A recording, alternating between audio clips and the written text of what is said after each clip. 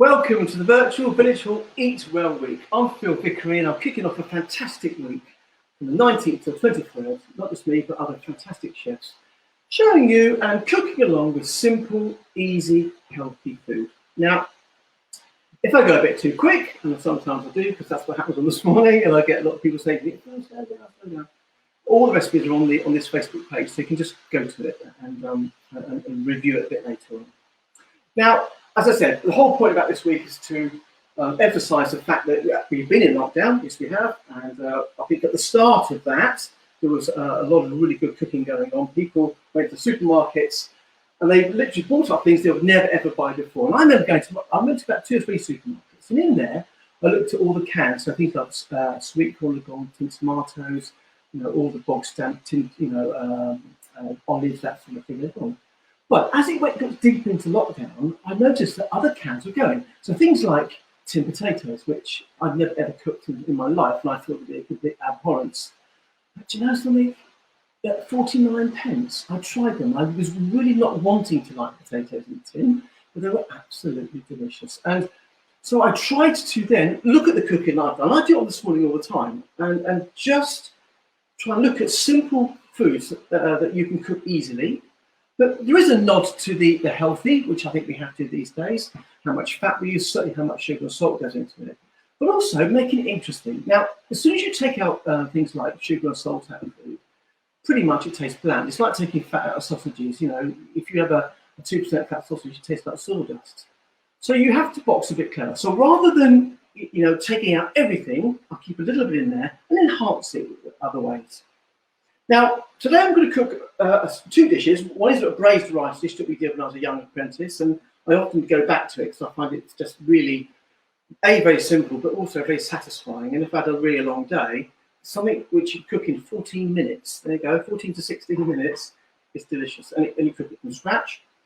The other one is the pork jalfrezi. Now, I think it's about 5 or 6 years ago, I was very lucky to go to India and work for This Morning, and we made films in Kolkata, Delhi, and anyway, and it was just it's a real eye opener. I've never been to India. I've never seen Indian food cooked properly, but it was a real eye opener. And one of the dishes that we had, I'm cooking for you today, a jalfrezi. Now, most times if you go to an Indian takeaway or Bangladeshi takeaway, the jalfrezi was nothing like I had when I was in India. And the reason why I say that is that over there, a jalfrezi is almost like a dry stir fry with a bit of tomato and spice to add to it. It's not wet, it's not runny, it's actually quite dry. And what they would do was the food that was left over from the Sunday roast, going back to the days of the Raj, it could be chicken, whatever, was used up the next day, but like my mum used to do. And it was just put into a bit of a stir fry, as I said, which was quite dry. Now, I'm going to cook that today, but I'm also going to do a bit of a twist on that as well. I'll come to that in a second, which is something which I picked up from my dear friend Ken Hom. So I'm marrying the 2 things together.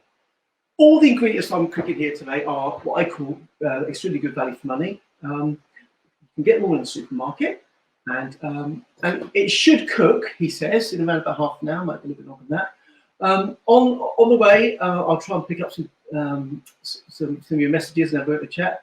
Put the lid down on your other. All right, so I will put my lid down in it, Jane, but I need to get my pan hot. Look, my pan's getting hot, Jane. Okay? And don't look at it. It got a bit splashed the other day. So you might look at it. If I stand here, you can't see the splashes on the lid. All right, Jane? So there you go.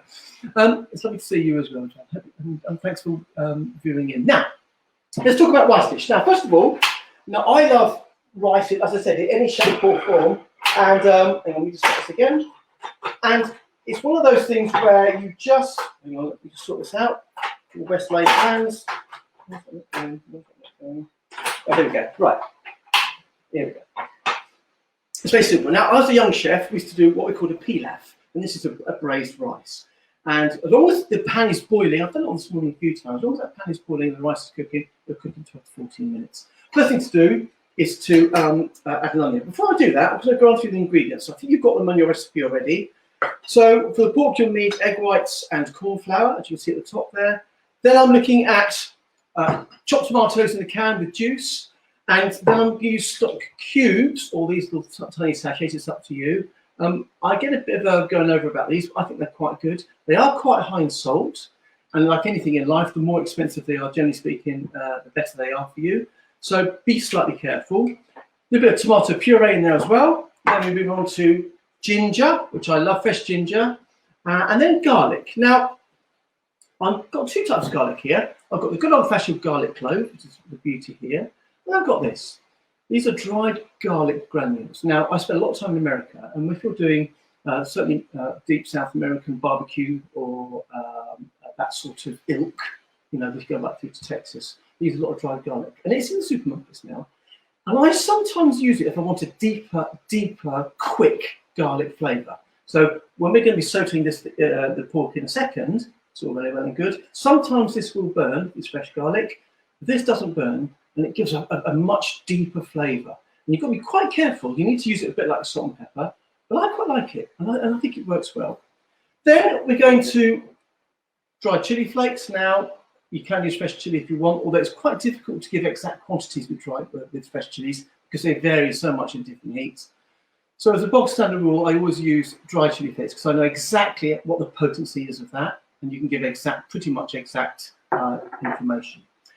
Turmeric, I love. Again, it gets way overused, okay, because it's so pungent that I think if you go mad, you'll destroy every flavour.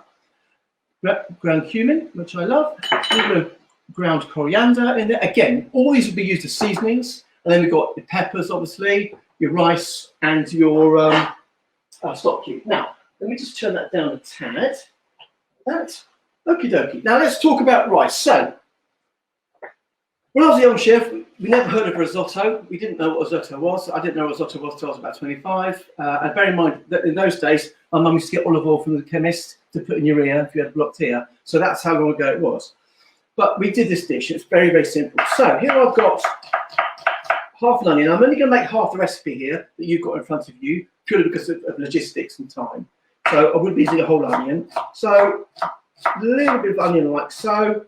Again, I'm not too worried about what it looks like. Just chop that up and that go into a warm pan. And I'm only going to soften this very, very lightly. Okay, and that goes like that. Now these little stoves are really good, but they're very hot, so you've got to be slightly careful. And then pretty much within, I don't know, a minute and a half, 2 minutes, that'll soften. Okay, now I'm not after colour, I'm just after to soften it very slightly.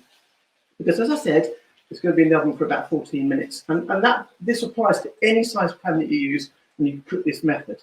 As long as that centre point is boiling in that pan, in the oven, we're cooking 14 minutes. I've done 25 litres of this, and it actually cooks in 14 to 16 minutes. Don't know why, it's just a law of physics, but it definitely works. Now, to that, this is rice. Normal, long grain rice, polished long grain rice. It's not basmati, doesn't need washing 5 times. It's just normal polished rice. Extremely good value for money. And I thought I bought 500 grams for, I think it was 49 pence. So little does go a long way. And I rain that in like that, just on top of the onions, and give that a bit of stir. Now we'll add a touch more oil into there, just to coat the rice, so that it doesn't stick together. Now you can toast it if you really want. I personally don't think it makes much difference. So we'll just turn it back up again, like that. And the seasonings. Where are we? Right. Pepper. Okay, I like pepper. I'll probably use more pepper than I do salt. A little bit of salt. You can use a tiny little pinch of salt because I'm using one of these here. This is a granular stock cube. I'm not going to give you the name because I don't pay them enough. Joke. Because I just find they work really well. Now, sometimes these crumblier stock cubes work well with seasonings. You can sprinkle on top of things like chicken, as opposed to the softer ones, which I'm going to use a bit later on to go into the sauce. So, because I'm eating half the recipe, I'm just going to break in half that stock cube into there, like that. And that is it, okay? That is it. You just cut that up, and here's the secret, okay? Lay that flat in the pan, and to that I'm going to add enough boiling water from my kettle here just to cover the rice. And you'll hear it sizzle, okay? Nice and hot. Give it one more stir. Now that whole pan is now bubbling. Lid goes on. I'm going to pop it straight into my armour, which goes on there, nice like that. And what I'm going to do quickly, like that, I'm going to pop that into, and that is it, okay? Dead simple. So rice, stock cube, salt, pepper, rice, boiling water so that the middle of the pan is boiling. Make sure that if it's not boiling in the middle, you're not cooking in 14 minutes. Lid on in the oven. Okie dokie. Right, let's talk about the base for the jalfrezi. Now again, very, very simple sauce. I use canned tomatoes, I love those. So, nice warm pan. You've got your canned tomatoes. Now again, this is half the recipe, so if you were doing double, I'd use the whole can. But as I said, just for this here now, I'm going to pop a little bit of the tomatoes into the pan, like that, half. Tomato puree, just to give the whole thing a little bit more of a deeper colour and flavour. Now I quite like tomato puree. I worked, very lucky to work in Italy for a period of years where we would make sauces for the UK market. And over there they had a triple concentrate of tomato puree. This is what they call double, a triple, which is almost purple. But the colour and the flavour that you got from that was amazing. I've never ever seen it in the supermarkets, but it was a real eye-opener for me. Then, again, stock cube. So it's up to you what stock cube you use. I'm going to use a little bit of this stock cube, the softer one. Again, so in that goes, I'll pop it into tomatoes, like so. And then a little touch of water from my badger mug. Look at that. Don't ask me where I get it from. I don't know, but I've had it for years, but I love it. Every time I use it on telly, everyone says to me, where'd you get the badger mug from? I don't know. I think it came from a cut food sale years and years ago. Like that. Then they go, like that. Now, I want to add to that, no salt, but just pepper. Because we've got the stock cube in there, which is plenty for that. And just give that a little bit of stir. And that, I want to cook down. As I said to you earlier, it's a dry stir fry. So when I cook that down to it's quite dry, but when we stir it through the pork at the end, it won't be too runny. I can't show you that. I can just show you that there. You'll just see that there. Look at that consistency now. If I do that, you'll see that. So that's how loose it is. Later on, I'll show you how dry it should be. Now, what I can do is put that back on my agar jan. Don't worry, I've left the lid up because I'm cooking on that one, and I have this pan on it as well. And we're going to talk about pork. Right, pork. Now, I'm using pork fillet here, and this is extremely good value for money. Now, what you must remember is any lean cut of pork, and that is the eye of the meat from the bacon, or the back bacon, or pork fillet, has less fat per pound than cottage cheese. Now, whilst it's very, very good for you, that's fantastic, but if you overcook that by probably, I don't know, seconds, it will go very dry. Those of you who had things like roast leg of pork, for instance, it can actually be very dry because the fat content is on the outside. That's why you always use a shoulder pork roast for crackling on the shoulder because of 15–20% fat.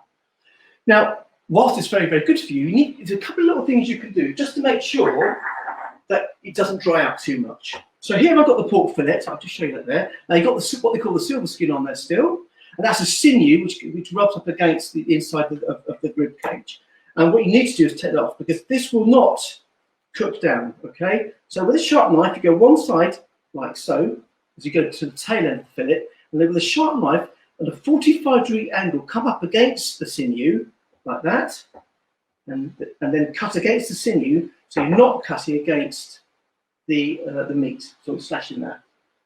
So it doesn't take long, it's just a couple of them to do. Take your time. Again, it comes off, you see, that's what we're after, a little bit of silver skin, because it is tough as old boots. So if you try and eat that, you've got no chance. Even braising it sometimes, it'll still be tough after a good couple of hours. And that's it. Now, a little bit of fat underneath there, as you can see, that's from the rib cage or bones. Leave that on, it's fine.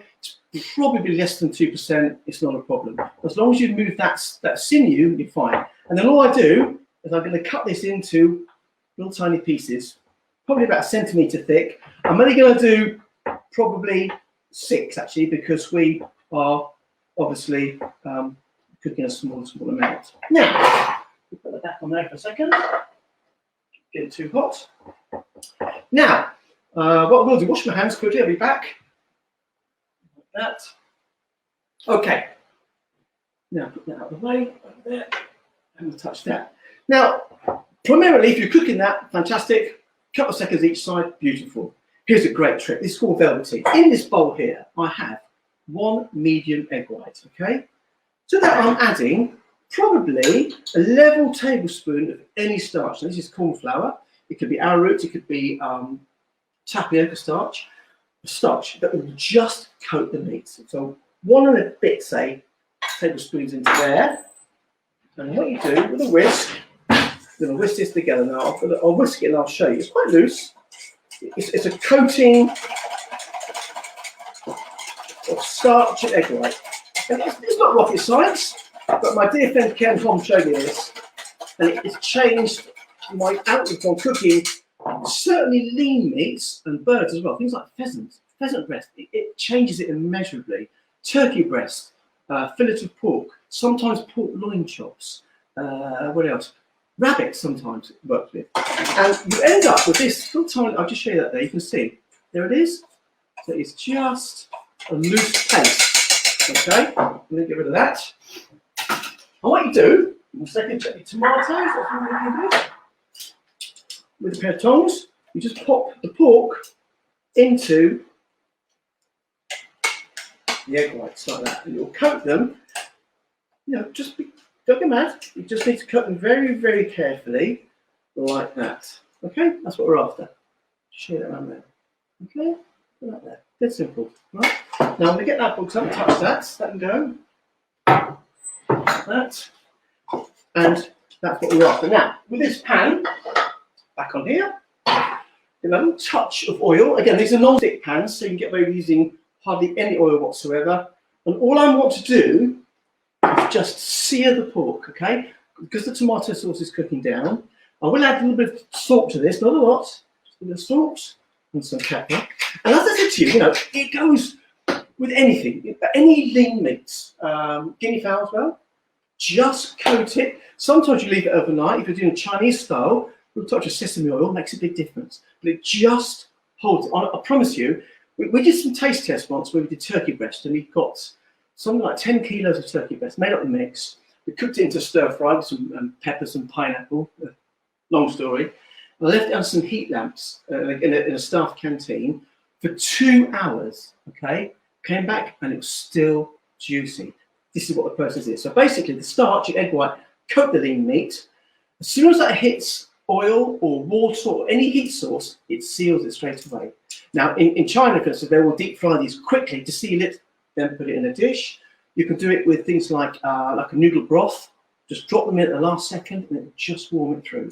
Here, what I'm going to do is just get a little bit of colour in my pan and to pop it into there like that. So you want to get off a lot of the excess, like that. In there it goes.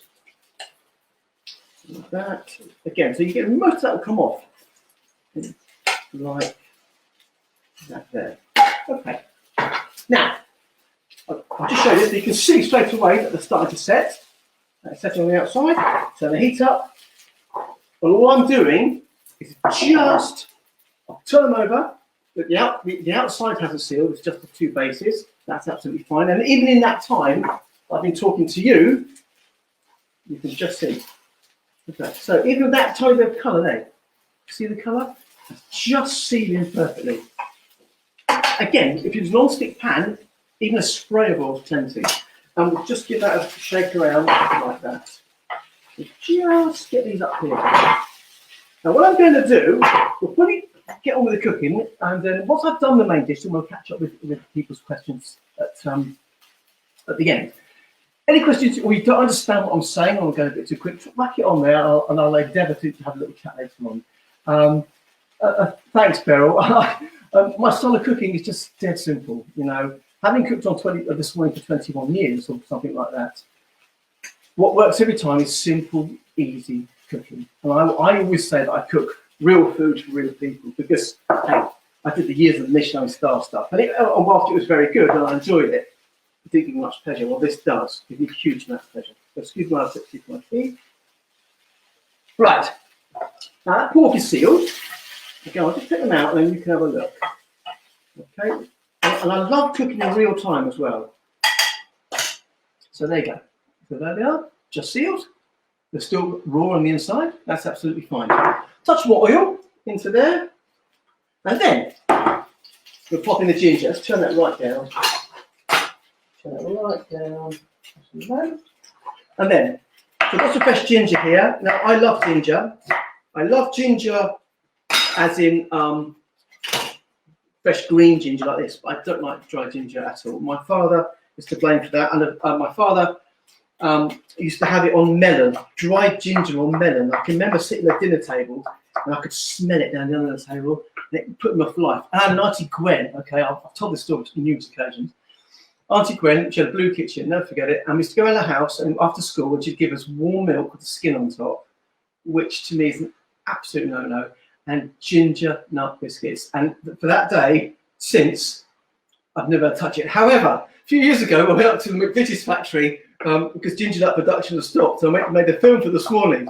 And as I drove up there, I got probably 3 miles from the factory on the motorway. And I could smell the ginger nut biscuits. And anyway, there we are. It was fine, but I just can't do it. Anyway, we digress. But fresh ginger, I love. So what I'm going to do is just put the fresh ginger into the pan that we cook the pork into. Again, I've added just a little touch of oil to that. Just a bit of colour, look at that. The ginger will start to cook nicely.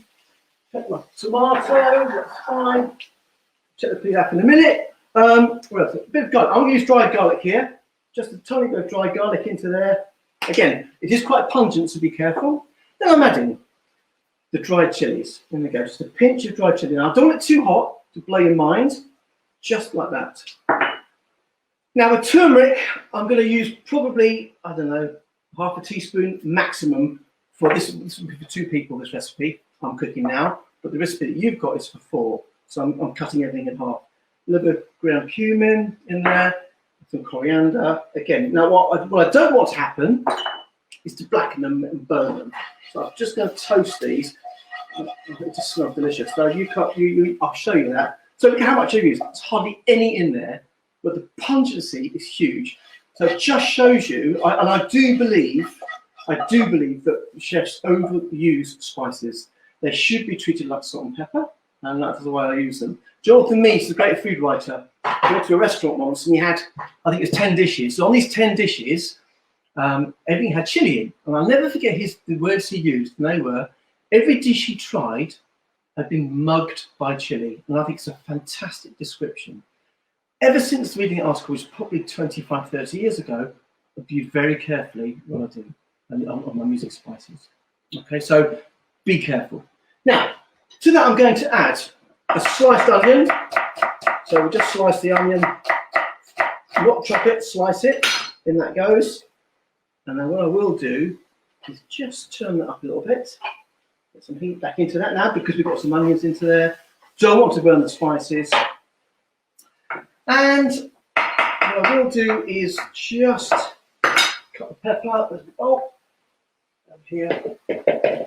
So I'm using a yellow pepper, a red pepper, and I think the recipe says green, but I thought, no, I've got enough green with coriander. So I don't waste the peppers, but take off the tops, like so, and an orange pepper as well. Now, I'm well aware of the pilaf being in the oven, and I reckon we've got about another 5 to 6 minutes of that. Tomato, I'll just show you this. Bring it up to you. You can just see it's now reducing down nice and dry. What I will do is just pop that back on middle of the heat, just to probably give it another 5 minutes. Now, again, I'm only using half the recipe, so we'll just slice up some yellow peppers. Now, we actually cooked this dish in the grounds of the Oberoi Hotel in Delhi, and right by a swimming pool, and I never forget the flavour and the smell blew me away. And I was expecting a really exotic, spicy, what's the word? Almost sophisticated dish, and it wasn't. It was just a dry stir fry. And we did it, and I said to the guy, look, we have to do it a couple of times because, you know, obviously we're filming to get close-ups. It was done. We did the whole take in probably about an hour and a half, and it was just, I've never ever forgotten it. And it, as I said earlier on, it just goes back to the fact that you're just doing really simple cooking, and that's all I do. I don't try and set the oil on fire. I just love the fact that you can just have very, very few ingredients and make something nice. And ever since lockdown, I've really tried to not scale back my cooking, but certainly look at ingredients costs. You know, most nights I'll eat probably meals which are 5 or 6 ingredients maximum, and it works. It works, provided you just put a few nice things together. You've got to know what you're doing. So peppers go in. All I'm doing now, as you can see, just sauteing those peppers. Look at that. Look at that. Lovely. Not burning. Perfect. Now, touch more oil. Just not a lot. Bit like so. Into there. And just soften them down. Now, this is what I'll do. I'll add a little touch of water to that. Now, all the water does just softens the peppers. Sometimes when you stir fry peppers, if you don't blanch them beforehand, especially in Chinese cooking, I find they are, what's the word, they're a little bit chewy. The skins tend to break down. Sorry, it's not really good. Tend not to break down. So here, I just add a little touch of water, and that small amount just softens them, okay? Just softens them enough, like that. And that's pretty much evaporated straight away. Then, back to tomatoes, which we've now got here. You'll just see that's now dry, what I call a dry mix. And I'm going to put half of that into there. Actually, I put it in. Now, I suppose if you really wanted to, you could cook it in a pan, but I want to keep it quite dry and quite firm. Then, the pork goes back into the tomato, like that. And any of the juices left, that goes in as well. And we'll stir this around. I'm just going to turn it over with a spoon. And that pork will now cook through that dry tomato. The whole point is when we finish cooking this, the meat's going to be cooked, not dried out. The sauce will have evaporated, and you'll have a really nice dry stir fry. Okay. What I'm going to do quickly, while that's cooking, tidy up. And I reckon the rice is now ready, so I reckon that was what, probably 14 minutes, 14, 16 minutes. And hey presto, it is a very hot oven, mind you, so it's probably about 240 degrees. I'll just lift this off. You can see the steam, but I don't know what's ready or not, so I just need to. Do you know what? I reckon a couple more minutes, that's ready. Perfect. Cool. So there we are. Quick recap. Done the pork, made the sauce, softened the peppers, add them together, rice is in the oven. And I'll just flip that over like that. Now, garnish wise, a little bit of coriander, really fresh coriander, a few fronds of that, a bit of mango chutney, a little bit of yogurt that I add in there as well, and nothing else is really needed. Again, don't overcook it. Okay, so just if you get it right, it'll work every time. Now, whilst that's cooking, I've got some of these questions here. Amanda, that looks really good. Where can I see the ingredients with, please? All the ingredients are on this Facebook page. If not, you go to my website. It will be on there later on today. Okay. Cost me a month's grocery bill to buy the ingredients. No, it doesn't, Christine. No, it doesn't at all. I did the shop yesterday. That pork fillet was £3. £3. That'll feed 6 people. Okay. Carrot tomatoes I bought for discount. It was 29p. So it can be done. Okay. It's very, very simple. What else would I say to you? Well, later on in the week, we've got some great chefs coming on. I was very lucky, very privileged to be asked to do the first day of the virtual Village Shore Cook, which is great. And again, all the recipes all week are really based on simple, healthy cooking. Okay, and it is cost effective. It really is. I know some people are saying it's not, but I think the whole shop for that today cost me something like that. £18 for people. Okay, that's everything. That includes the oil, the buying stock cubes that only need one of, those sort of things. So it can be done. Now, other meats that would work well in there, as I said to you, would be things like turkey breast work really nicely, chicken breast, turkey thigh mince. You can do it with tiny meatballs. Works really, really well as well. Now, I just want to show you, just in the time that I've been talking to you there, that is what we're after. See that? Pan's dry. That is cooked. Okay, I don't want to cook it anymore. There's no need. I'll turn it off. Right, so, and that pork, because you've coated it in that egg white and starch, it's immeasurable. The difference is amazing. Okay, and I implore you to try it because it does work. And I say it all the time. And I do it a lot on television, but it does work. It really, really does work. Now let's look at it. Chicken roast, yes.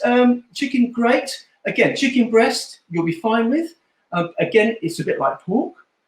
Be slightly careful. If you're using thighs, do the same process, but you can overcook a chicken thigh by about probably 6 to 7, 8, 10 minutes until it still tastes the same. Okay, it is simple.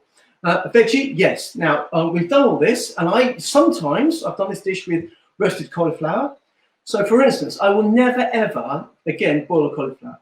I now break into florets, roast it in the oven with some spice, Julie, with a little bit of salt and pepper, and I overcook it. I did it this morning a couple of weeks ago. Okay. So even if it goes slightly dark on the outside, honestly, it actually improves the flavour. There's not many vegetables you can say slightly burn and they taste better, but that works. So roasted cauliflower. I also use fingers of smoked tofu. I don't use silken tofu for this because it's just a bit too soft and it does break up. But the heavier, sort of more robust tofus, that work really well with.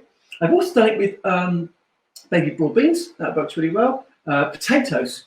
I know you're going to laugh. Canned potatoes, chopped up, slight colour, work very, very well indeed as well. And I have to say, certainly over the past, where we're now, probably 6 to 8 months, or even longer than that, I've actually cooked a lot less meat. And I don't think we need to eat that much meat. And I think, for instance here, I think that pork fillet weighed, I think it was about 600 grams. I think you could get away with half of that if you really wanted to, or even a third of that. 2 pieces is fine, provided that you bulk it up with some other sort of carbohydrate or protein. Otherwise, I think you feel a bit cheated. So it does work. Now, I'm just going to check out my rice again, which I know will be cooked. It was a minute ago. No. And as I did say to you, it's a very, very hot oven, so we'll be there. And put that back on there. And look at this, okay? Yes, I'll tip it up so you can see it. It's a bit hot. Look at that. Fluffy, 14 minutes. It works every time. Now, I sometimes have that. If you were to put an egg in there now, because that is so hot, and whisk it around, you get egg fried rice. It just cooks instantly. But that's what we're after. So look at that. It's probably about 100 grams there. And the taste is amazing. Honestly, I'll do it most nights. I'll do a simple stir fry. Now, I was talking to Gok Wan the other day, okay, and he does one with spam. Now, I actually quite like this spam, if I'm being honest, but he adores it. So, Gok, good man. There you go. Right, serve it up. So, where's my bowl? There we go. Rice. I'm just going to pop into the bowl. I'm going to put all the rice in because otherwise it looks a bit lost. It's be for 2 people normally, but nice and fluffy, like that. And then I'm going to add the pork. Now, even as I said, even that time I'm talking to you guys, you'll see how dry that's gone. It is a dry stir fry. It's not running at all. And we're just going to pop that into there like so. And this is homage to the guys in Delhi who showed me how to do this, and it honestly, it's changed it for me forever. I would never go back to. Like so. Now, what I'm going to do, talk amongst yourselves for a minute, because I'm going to get a picture of this and I'll put it on the Facebook page later on, and you can have a look at it. I'll do the portrait so it looks beautiful. Get me. I'll pop that ready. Now, what I've got here is a few fronds of coriander, which I got yesterday. I don't like chopping it too much. Quite like seeing the leaves on it. It's up to you if you want to do that, but it's quite nice just to chop that on top. So you do get like a nice like that. One more piece. And then a bit of yogurt. Now, I love yogurt with this sort of thing. I think it mellows the spices. I also think it's one of those things that brings a lot of flavours and textures together, and it works very well. I do tend to use a thicker yogurt. Now, this is 10% fat. So I did try one with 2% fat, which is fine. But I think this is almost like the icing on the cake, a little bit, I suppose. I can get away with a little bit more, I think.